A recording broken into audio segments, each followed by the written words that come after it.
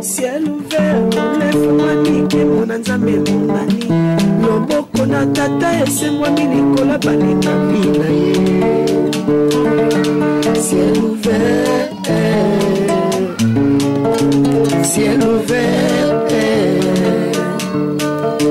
ciel ouvert, oh ciel ouvert, ciel ouvert, oh ciel ouvert, ciel ouvert. Ngeko landaka yango, ngeko talaka yango, oh na Vincent Makeba.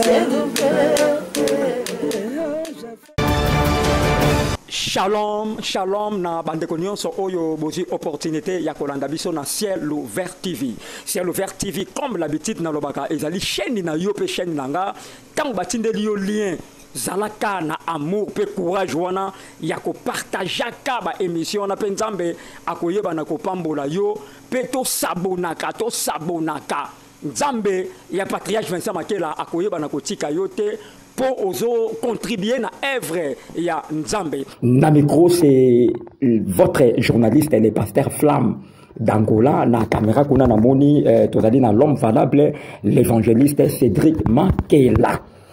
Na lobaki na bino ke bo s'abonner donc batindeli yo émission partager encore parce que ezali émission chrétienne eza émission ya makambo ya bonzambe. Thème na biso ya lelo tozolobela les combats contre les esprits des bêtes.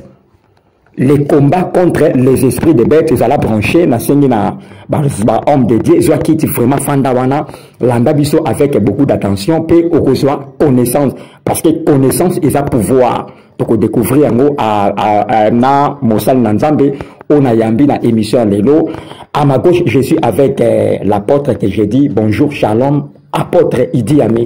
Shalom l'homme de Dieu, pasteur Flamme.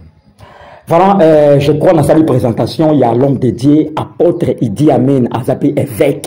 Donc, Azali, un homme de Dieu charismatique, l'homme de Dieu, Oyo, Aza sans mélange, on a utilisé puissamment, avec les temps pour découvrir. L'homme de Dieu, toujours les combats contre les esprits de bêtes.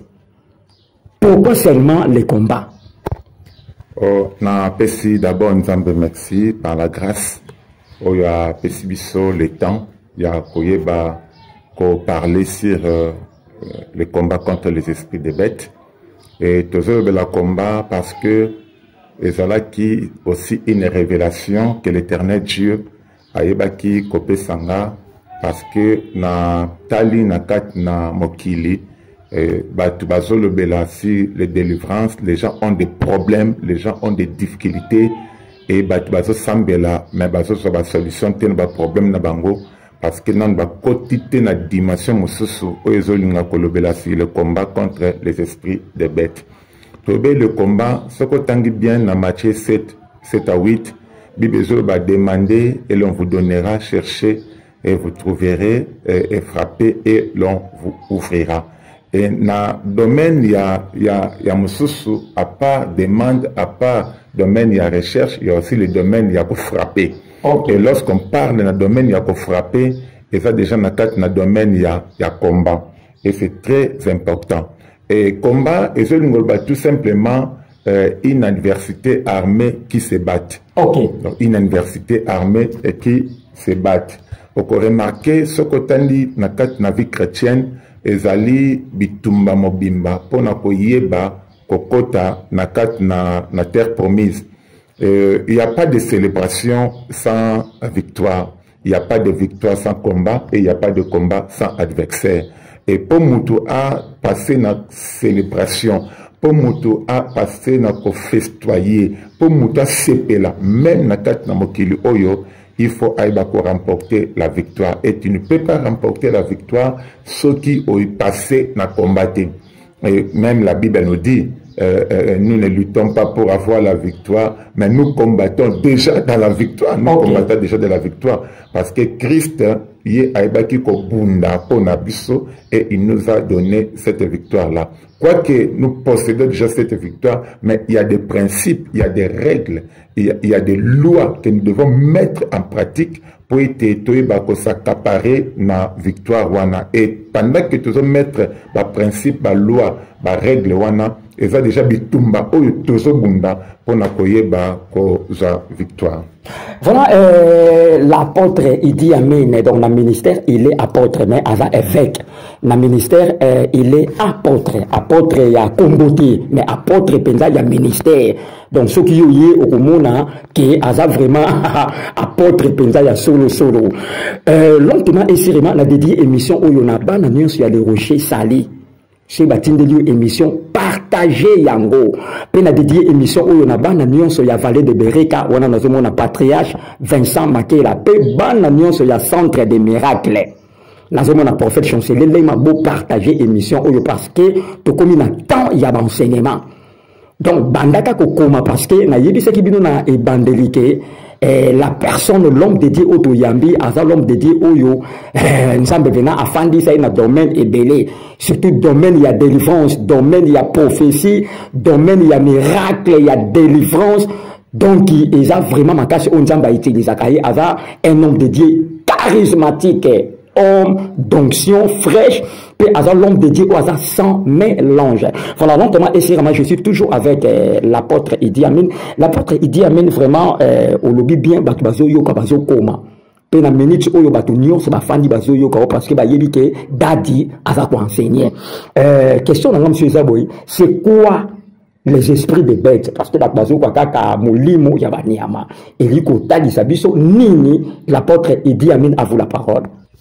Na koki koloba une bête, c'est tout être animé à l'exception de l'homme. Okay. Donc c'est tout être animé à l'exception de l'homme. Tant pour le bela ba bête, pour le bela ba être nyonso o ezali animé, mais à l'exception de l'homme. Okay. Et lorsqu'on parle de l'esprit des bêtes, et là que bonito comprendre que si Dieu a créé l'homme à son image, il a créé les anges, il a créé les bêtes à l'image des anges. Okay. Donc on remarque presque ba nyamanyonso bazana ba image ya ba ange de telle en sorte que il y a 4 êtres vivants. Bibelobi mokazana forme ya lion, mokazana forme ya bé, mokazana forme ya l'homme, sous forme ya aigle. Et on peut remarquer dans les cieux, il y a des anges qui ont de forme de bêtes. C'est pour ça dans le lobby, l'homme a été créé par l'image de Dieu et les animaux ont été créés par l'image des anges. Okay. Et lorsque l'esprit des bêtes, et bien, il faut comprendre que l'homme a qui créé, l'homme a qui formé. Et on a l'homme créé, selon Genèse 1.1, où a qui l'homme informe. Et l'homme est formé selon Genèse 2.7, où a qui forme, et souffle qui a comme un être vivant. Alors, l'esprit des bêtes, ezali milimo oyo eza ko animer banyama pour ko détruire les hommes et le monde. Yango tozo le belasi les esprits des bêtes. Et na Bible tozo na ba exemple et belé. Okay. Exemple belé. Prenons par exemple la Bible nous dit qu'il y ait guerre dans les cieux. Michel et ses anges combattit les dragons et ses anges. Pourquoi on parle des dragons? Un dragon, c'est une bête aussi. Okay. Donc, un dragon, c'est une bête, mais c'est un esprit. Okay. Donc, il y a des esprits où ils ont une bête, où ils biso et bongi to bondissa. Okay. Donc, le combat n'a pas commencé sur la terre. Le combat est banda na likolo. Okay. Et le combat bitumbe banda na likolo, Bible dit malheur à la terre et à la mer, car le diable est descendu vers vous. Okay. Donc le combat Satan a quitté Kat Nabiso, et lui étant le grand dragon, et lui étant une bête, il est là pour combattre Biso. Et nous devons lui résister, nous devons lui combattre, nous devons se battre parce que il y a une université armée qui se bat. Nous devons être armés pour se battre pour la victoire. Qu'est-ce que l'apôtre Paul a dit dans 1 Corinthiens chapitre 15 verset 31, 32? L'apôtre Paul a dit ceci. Alobi, vous savez, ce n'était pas par des vies humaines que moi, Paul, j'ai combattu contre les bêtes à Éphèse. L'apôtre Paul a dit, ce n'était pas par des vies humaines. Donc, combat contre les bêtes, c'est un combat surhumain. C'est un combat au-delà de la nature. Abi que moi, Paul, je combattis contre les bêtes. Et ce que tu as dit, dans la ville, l'apôtre Paul a procédé dans le combat où il était très farouche, c'était dans la ville Éphèse. Parce qu'il y avait la présence, il y a déesse Diane. Et la Bible nous dit, l'apôtre Paul a dit que moi je combattis contre les bêtes à Éphèse. Et à l'objet, car nous sommes exposés chaque jour à la mort. Donc ce combat, c'était un combat mortel. Abi, tout cela qui exposé chaque jour à la mort. Abi, si le mort ne ressuscitait pas, mangeons et buvons, car demain nous mourrons. Okay. Pourquoi s'exposer chaque jour à la mort? Parce que si le mort ne se ressuscitait pas, mangeons et buvons, car demain nous mourrons. Et l'apôtre Paul dit, ce qui va se kwakate, pour nani comme une peste na bitumba te s'exposer na bitumba o ezali comme mabiso na risque à loi un combat au-delà de la nature. Mais si nous avons de l'espérance parce que à ce qui te koufi te kose quoi. Mais ce qui dit que ezalité mieux vaut lia na biso, mieux vaut mela na biso, mieux vaut ça na biso ambiance, tout ça ba gêne, tout ça la vie pour le bito kufa na biso. Et bitumba oyo to zanango eza bitumba oyo lobby mortel. Nous devons, qu'on soit bien armés pour combattre les bêtes et de mener une vie heureuse sur cette terre. Sans le combat contre les bêtes, l'homme n'a pas encore entré dans le processus glorieux naïe, même dans le ministère naïe. Voilà, merci l'apôtre Idi Amine, nayebi ke bandeko bazolanda biso avec beaucoup d'attention, beaucoup maka sur la suggestion comment message ezali comment message na yo to benga numéro ya apôtre ezali wana ozomona yango komela ye sur na problème ezotungisa yo komela ye.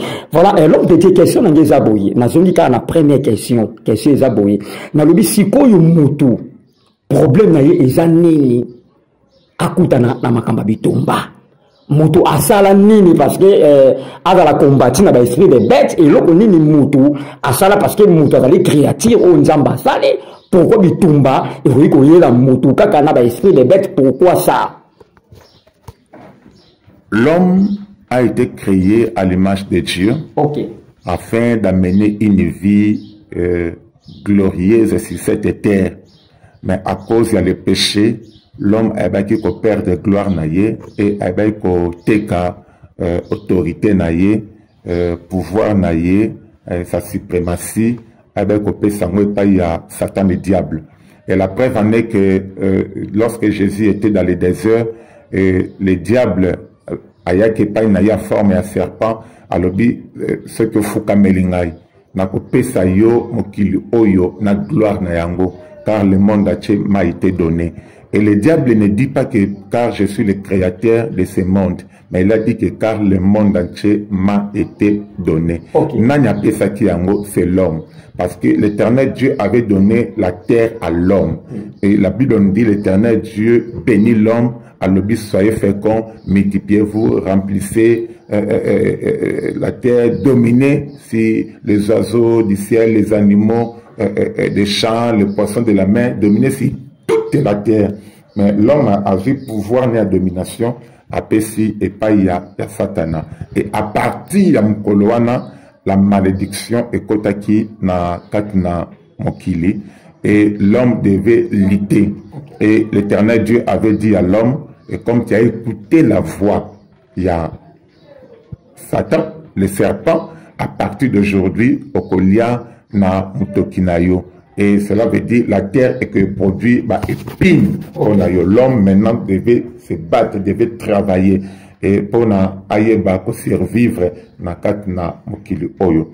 Alors, l'homme, il faut se battre. Pourquoi? Parce que l'apôtre Paul a lobby, je n'ai pas travaillé en vain, malgré que la grâce de Dieu était là, mais j'ai travaillé. Mais bien aimé, quoique nous sommes dans la vie de la grâce, nous devons nous battre pour notre propre salut. Parce que Christ est mort pour l'humanité, mais ce n'est pas tout le monde qui va la sauver. Il faut une foi où ils allaient battante, une foi solide, une foi rock, pour permettre à Moutou à kota na sali na ye.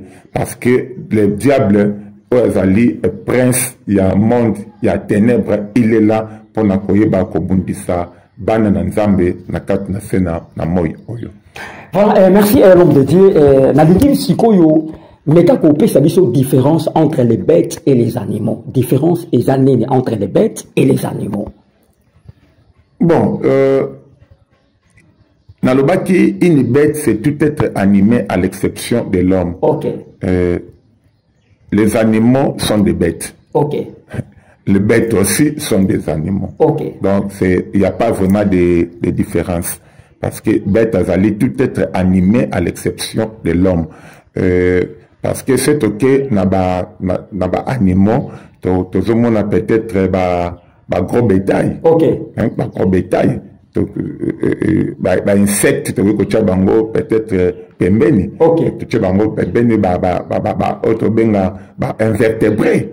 Tout le monde a pembeni. Mais, ce qu'aujourd'hui, les insectes, aujourd'hui, les animaux, les mammifères, les bangouins, ça fait partie toujours de la bête. Parce que les bêtes, ils ont englobé bangouins.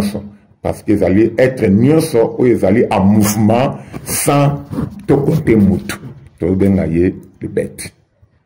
Voilà, merci donc de dire, question à M. Ezabo, Nalobi, c'est que aux Otalisa, na batu bazolanda yo ke bariko beaucoup la soubania matin na katanda na bango parce que tant yo zoté les combats contre les esprits de bêtes mutusu peut-être azaki na nia ou oyo ataka na ndaku to azana mboa akengela kaina lupango peut-être à travers message oyo akoiko zape mboa ateki na batu balieye akoiko zape nia ou akadi batu balieye sikoyo message nini okoiko yebisa bato babokola ka bibuele na bandako na bango.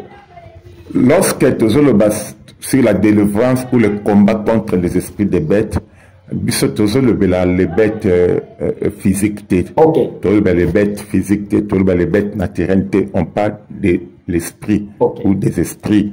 Donc, lorsque Satan a désobéi dans l'éternel Dieu, il y avait un groupe, une catégorie d'anges qui kolanda mouvement naye et ba ange wana o balanda ki ba mouvement naye tant ba boaka ki Satan le diable bango pe ba kitaki et to bengi bango ba ange déchu et tant ba kitaki c'était les esprits et chaque esprit a luka ki ressemblance naye parce que na ki les animaux ou les bêtes sont créés par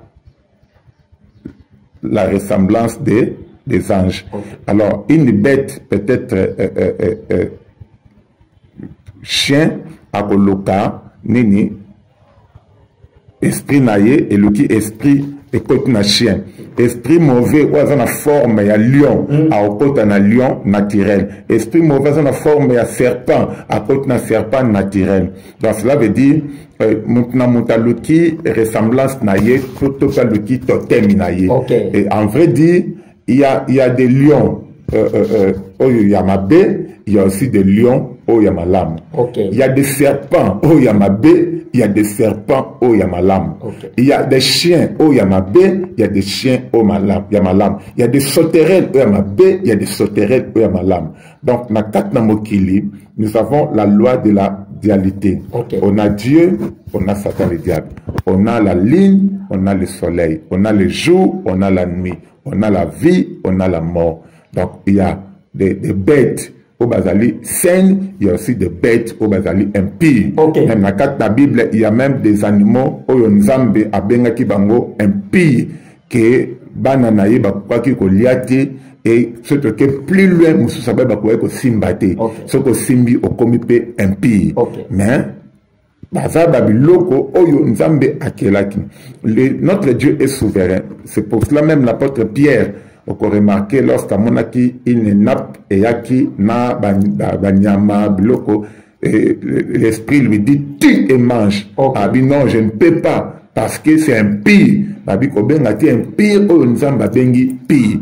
Mais pour l'apôtre Pierre a bien un pire, et ça qui n'a mis beko ou il va catégoriser banyama wana comme un pire. Okay. Alors, comme Dieu est souverain, et lorsque quelque chose est impie, si l'Éternel Dieu le déclare pire pour toi, et ça devient une autre chose. Okay. Et parce qu'il y a la voix de Dieu, il y a la parole de Dieu et il y a la main de Dieu. Si le Père est la voix, le Fils est la parole, le Saint-Esprit est la main. Okay. Mais c'est ça le problème. Et on peut aller même plus loin. La loi dit, la parole dit, ce n'est pas permis pour un homme même de marcher nu en public. Oui. Mais l'Éternel Dieu étant la voix, il a dit à Isaïe de marcher nu pendant 3 jours. Donc il est au-dessus.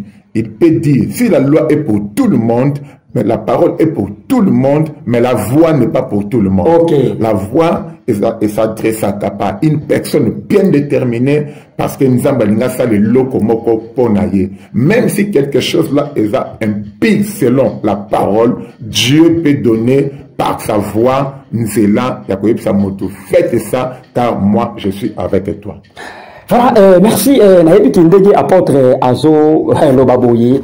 Nayebi ki bana bêtise dans Paris, bana bêtise dans Kini na Oswe et pas y a personne de Paris, Maman Bijou Conde de Paris, Bozo landa enseignement parce que Bolinga Katango apôtre a enseigné, apôtre Idi Amin a enseigné, nazo mon appelé pasteur Shekina na Allemagne, ba bon séjour awa, Bolinga apôtre Idi Amin tango a enseigné, balubi il faut apprécier l'homme à son époque.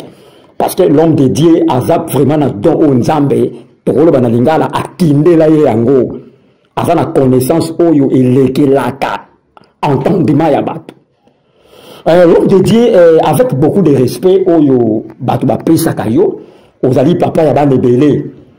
Donc azali mokambi ya lisanga ya communauté munene o babengi les rochers salis. Azana ba église ébélée. Lui-même, il est le visionnaire. Azana communauté munene o yesangisi ba église ébélée. Izana ba province na mikili ba poto. Nabi que pendant tout au long de l'émission, yemoko akoyeba na koloba na kwenyon so na ba mboka nini oyo le rocher sali ezali ba église oye azotambusa.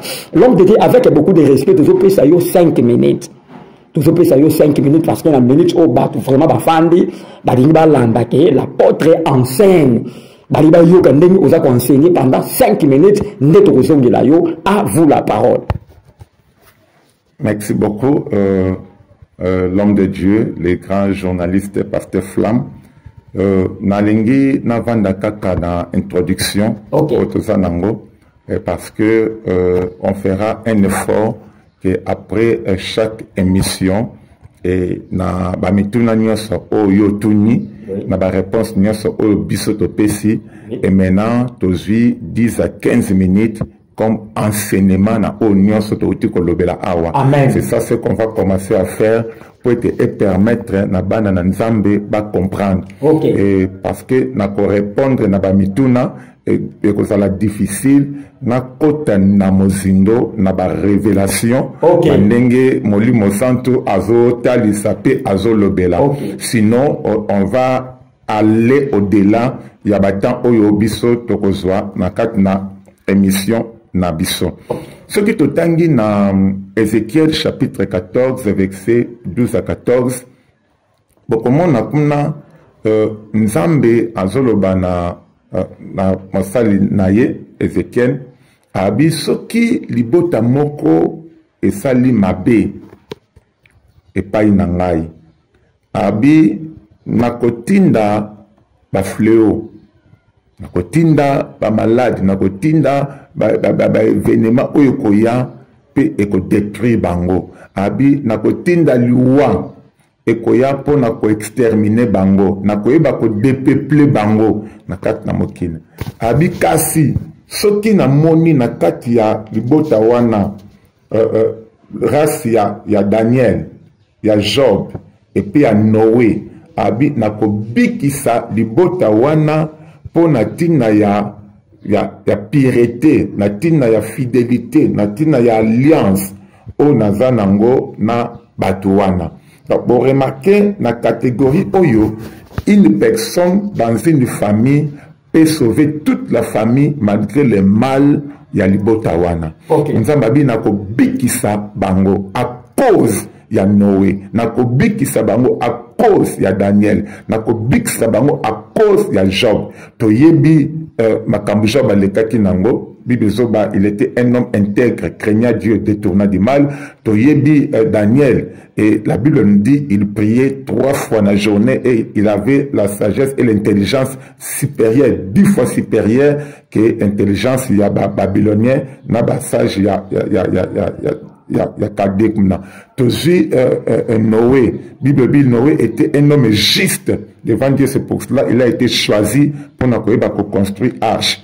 Nzamba zoba à cause de la justice ya batu o nakobikisa libota oyo. C'est pour cela la parole de Dieu nous dit crois au Seigneur Jésus et tu seras sauvé toi et ta famille. Mais Dieu continue, il dit mais ce qui n'a tindi ba bête sauvage, ce qui n'a tindi ba bête féroce, même si na moni race ya Noé, même si na moni race ya Job, même si na moni race ya Daniel, abi nakobikisa mutu moko te sauf seulement batu wana nde bakobika, mais leur famille bakozala exterminée. Pourquoi cette différence?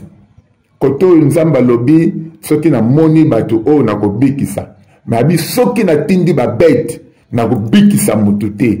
Ça veut dire, ce qui bitumba naba emilimu ya banyametele melio, tu n'as pas besoin ya foi ya mutemususu pour bitumba na yo longa. Tu as besoin de ta propre foi. Le combat contre les esprits de bêtes, c'est un combat qui concerne l'homme personnellement. Amen. Et c'est la moko. Tu ne serais pas sauvé à cause de la foi de ton père, de ta mère, de tes frères ou de ton pasteur, ou de la sauver à cause de ta propre foi. Parce que la Bible nous dit, le juste vivra par sa foi. C'est pour cela que le combat contre les esprits de bêtes, c'est un combat très dangereux, c'est un combat surhumain parce que ils ont nécessité dans l'homme à être commis engagé yemoko. Parce que ce n'est pas la foi d'une autre personne et qu'il y a c'est pour cela, aujourd'hui, il y a des gens qui prient, il y a des gens qui passent dans des délivrances, parce que changer la vie parce que na ba dimension ya koyeba ko bundisa ba milimo oyote. Ko bundisa bango te kaka parce que tu as Jésus. Il faut que bundisa bango, mais pour bundisa bango, il faut yeba ba arme ni ne sengeli ya koyeba ko bundisa bango. Et ça ba arme, ce ne sont pas n'importe quelle arme, mais il faut utiliser les armes sophistiquées de Dieu. Les armes de la colère de Dieu, parce que il y a un seul langage que le diable écoute, c'est un langage de la violence. Et il y a des armes de la colère de Dieu qu'on peut utiliser, les armes même non conventionnelles. Le combat contre les esprits de bêtes, ça nécessite que les chrétiens utilisent les armes non conventionnelles. Autrement dit, les armes biologiques, les armes chimiques, les armes atomiques, les armes nucléaires, qui sont bêtis directement. Il y a eu bouleversement, l'écolo comme une CC comme l'écolo. Et ce sont des choses autres que tal du sabato, na ba émission na biso, pour te ba yeba, ndengeni ba koki ko sala, pour balonga na kat na bitumba oyo. Voilà, merci, l'apôtre Idi Amin Nasi Batou. Apôtre pour la Kati. Mais nous sommes limités par le temps. Il faut tout libérer, tout limiter car la synthèse. Il y a ma aujourd'hui parce que ce n'est que l'introduction. À la prochaine émission, tu recôtes moi, Mouké Namousindo, ça la caca synthèse, au PC directement numéro de téléphone, au PC programme Nayo Oyambaka jour, nini, puis au PC dédicace là en clôture. Merci beaucoup, l'homme de Dieu, Pasteur Flamme, le grand journaliste. Pour la synthèse Nabiso, Kolobake, la délivrance ou le combat contre les esprits de bêtes, ezali quelque chose où ezali nécessaire na chrétien nyonso o alingi à mener une vie heureuse, un ministère heureux, une vie bénie sur cette terre, à koyeba toujours koleka na yango. Oyebi bitumba contre les esprits de bêtes, ce que telemeli moto. Mutako omona comme si nzamba azali susu na yete. Mutako omona comme si nzamba abandonné ye. Et c'est que ba bête nde babandi ko bundisa moto. Il y a un temps dans la vie chrétienne, mutaleka na bitumba wana. Oyebi Jésus a le bac na ba disciple, un peu de temps vous ne me verrez plus. Et un peu de temps vous me reverrez. C'est-à-dire vous me verrez de nouveau. Alors pourquoi Jésus a dit bongo? Na vie chrétienne nyonso na nzela oyo ya bonzambe et comme kanata moko mutalekaka na un peu de temps vous ne me verrez plus. Tu pries comme tu ne pries pas. Tu gênes comme tu ne gênes pas. Tu sèmes comme tu ne sèmes pas. C'est le temps oyo ba bête ba telemaka pona koyeba ko bundisa motu pe ko meka motu po ete ba kweyisa ye na mabele. Et makambo nini mutakoki ko sala po ete alonga na tawana po ete amona lisusu Christ en action na kati na bomoi na ye toko lobela yango. Et mon numéro ezali plus 243 81 26 99 99 4 à la fin. Plus 243 81 26 99 99 4 à la fin. Et mon deuxième numéro, plus 243 84 66 33 600. Plus 243 84 66 33 600. Il y a aussi mon numéro Airtel Africell où ils allaient afficher là-bas, il y a écran Nabiso, donc occupé Kozwayango pour n'akoyeba toujours pour atteindre l'apôtre Idi Amin, char de Dieu. Et chaque dimanche après culte, là d'une manière officielle, je reçois Batunion sur Obazana Posa, il y a Kokutana Nangai, et sinon je reçois aussi par rendez-vous, les numéros sont là. Au Kokiko Benga, on se fixe un rendez-vous pour être Nayambayo, Tosolola, pour notre sala musala yatata. Voilà, merci l'homme de Dieu. Namoni, bah dédicace au PCT, PSA dédicace parce que bah bazo landayo, atami balé, atami ça, toi t'as 5 personnes, vraiment et ça capé bien. Bah dédicace nangezali, na PCI yango, na Molimo Centre. Wazalaki na biso watambolisi biso gen naza maître suprême ya nyonso et na pesi encore na batu nyonso balandi ngai et puis na ba oba kolanda ngai après et que le Saint-Esprit on a outi ko saluer ayeba ko sala de grandes choses. Boyebi Dieu nous a formés, Satan nous a déformés par les esprits des bêtes. Et lorsqu'on parle par les esprits des bêtes, parce que lui-même étant le serpent ancien, étant une bête, il nous a déformés et Jésus-Christ est venu pour nous transformer. Et je crois qu'au travers cette connaissance, le peuple de Dieu et le peuple du Bota, Yanzambe Nyonso, bakozala transformé. Et tu ne peux pas être transformé si tu n'es pas formé. Donc, le peuple de Dieu, peut la former, ce qui va informer. Donc, nous sommes là pour informer le peuple de Dieu afin qu'il soit formé et transformé. Voilà, merci. Na micro, ezalaki yabino pasteur Flamme d'Angola, na caméra tozalaki na évangéliste Cédric Makela. Ce n'est que les débits. Na pesimbote na maître Daniel Tumba, maître Julio Consolata, maître Idi Amin Linzoki Char. Nazo pesa kaka mbote na bana nyonso ya les rochers sali, bana nyonso ya vallée de Breka nazo mona patriarche Vincent Makela, mobali ya Mama Bene Makela. La servante de l'Éternel. Na pesi mbote na Sephora Makela, na pesi mbote na Bénédicte Tipatoka, Docteur Gilda Nzamba Pambola yo na sukisika libanga oyo, na pesi mbote na Bébé Miradi Chao.